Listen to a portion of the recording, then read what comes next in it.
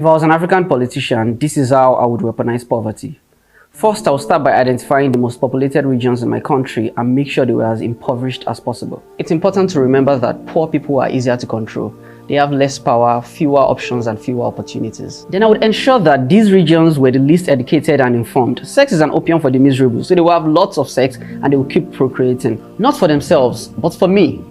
Every child born in these places will be mine and mine alone, to control and manipulate as I see fit. With each new generation born into poverty, there will be more desperate minds ready to be molded into loyal followers who will support me, no matter what I do or say. And if anyone tries to speak out against me or threaten my position, or worse yet, threaten my pockets, they will be silenced.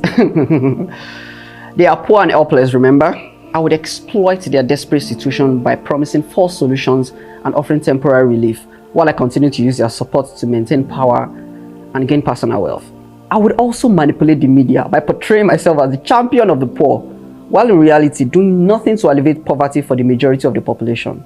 Then for the people in other regions of the country that are more educated and exposed, I will make the country unsafe for them. I will make sure that it becomes impossible to live without being subjected to constant violence and harassment. I would establish economic policies that will keep them from running profitable businesses and leading decent lives. All of these things will drive out those who can afford to live, leaving behind those who cannot afford to live. And to the ones who stay behind, the ones that want to make a difference, I will make voting such a stressful and dangerous exercise that on the day they get to cast their votes, only a tiny percentage of them will come out to vote.